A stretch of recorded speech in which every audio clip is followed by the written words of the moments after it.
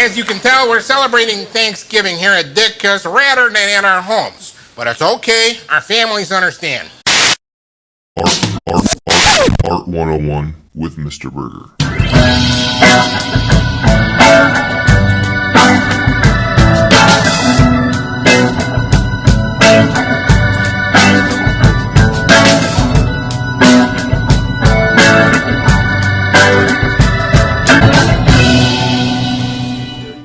Well, happy Thanksgiving and welcome to another episode of Art 101 with me, Mr. Burgher.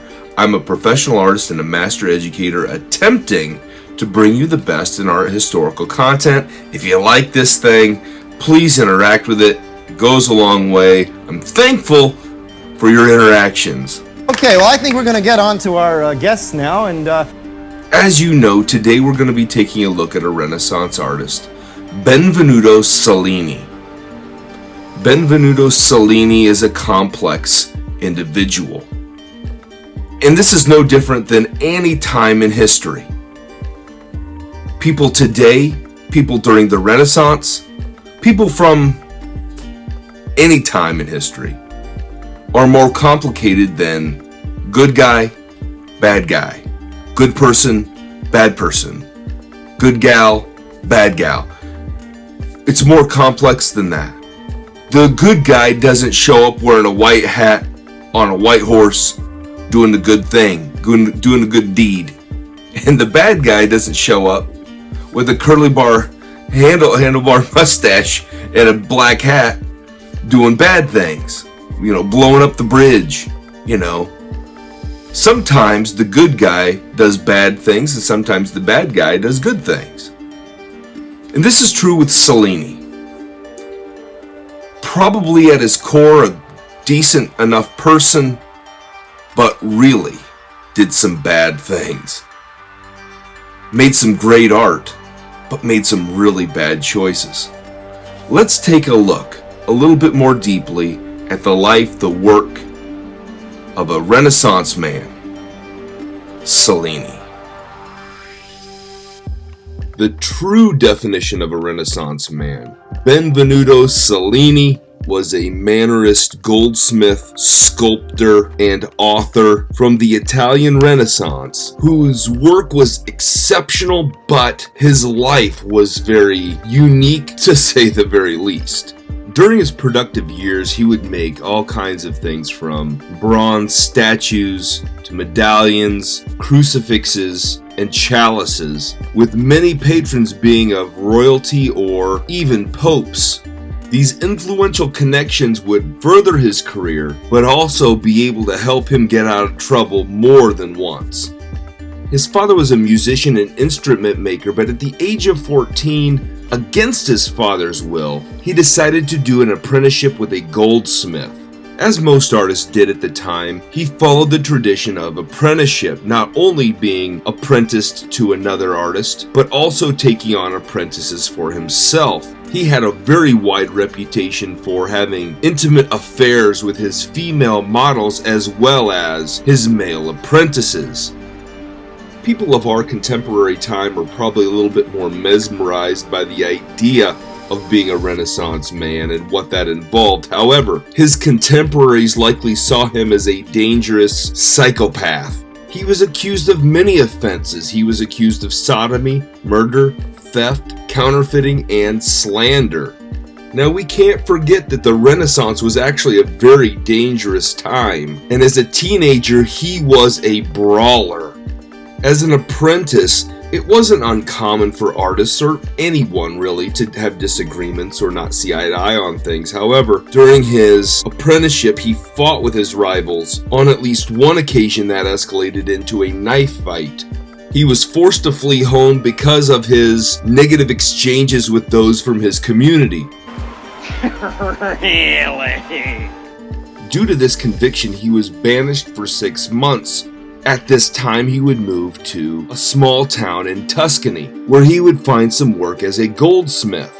From there, he would move on to Bologna, where he became a little bit more accomplished as a musician, but also continued to work as a goldsmith. After a brief stint in Pisa, he would move on to Rome at the age of 19.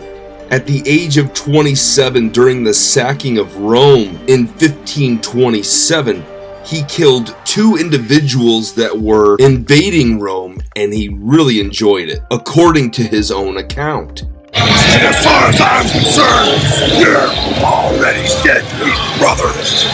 One of his brothers was involved in a skirmish that resulted in him killing another person. So during his apprehension, he was actually killed by the authorities, but in a fit of retaliation, Cellini beat and stabbed the official so that he could not testify against him or his brother.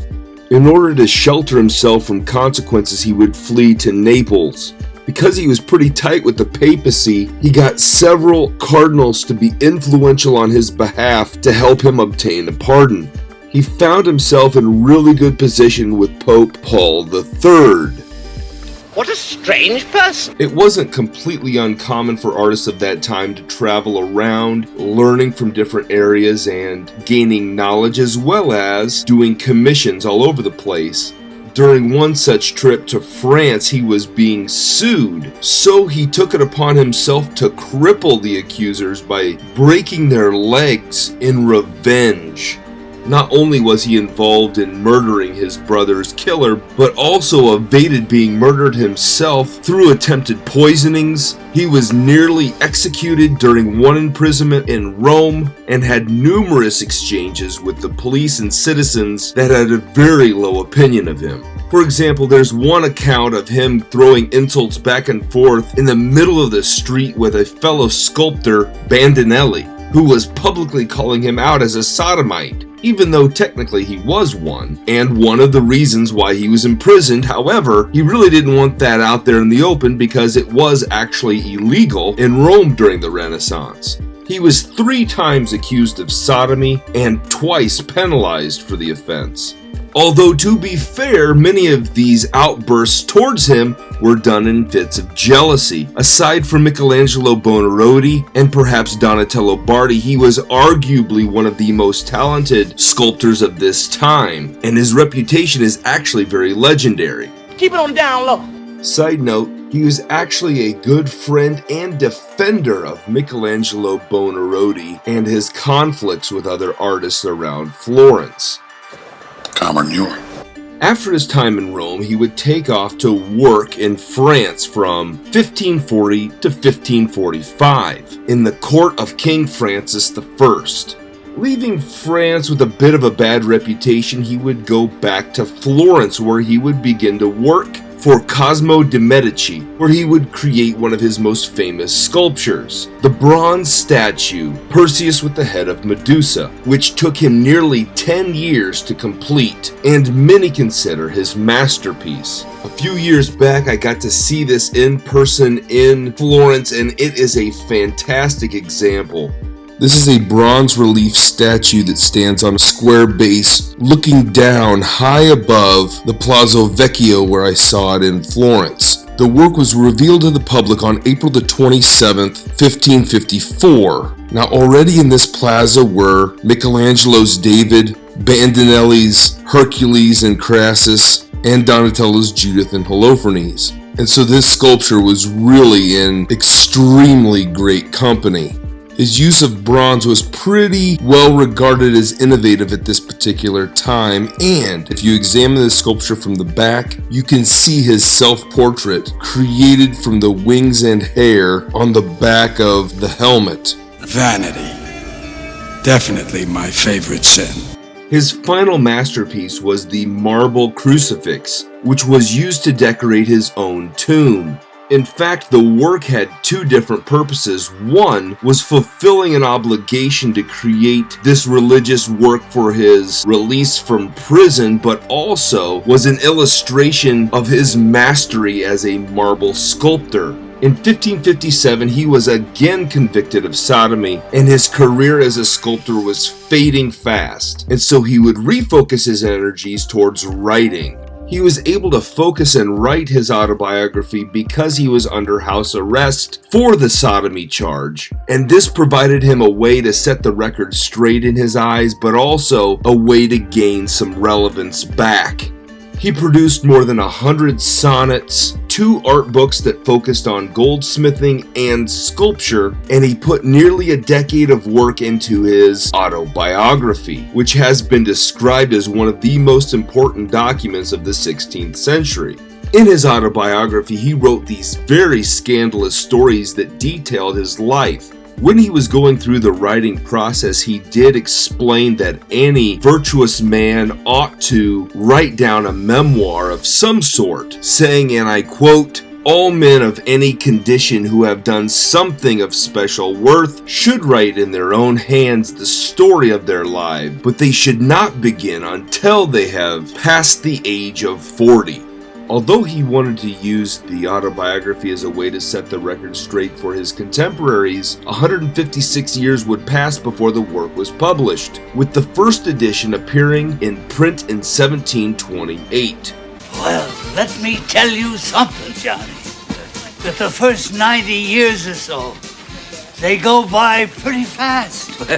Yeah. Having contracted syphilis earlier in his life and in poor health in his final years, he would pass away at the age of 70, respected by very many, including his own enemies.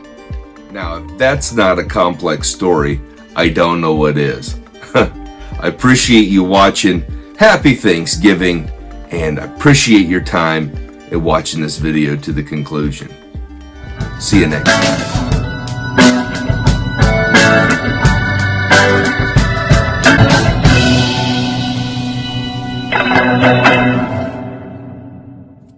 I am the Queen of Thanksgiving. I now dub thee Sir Waddle of Gobble-Out, so congratulations.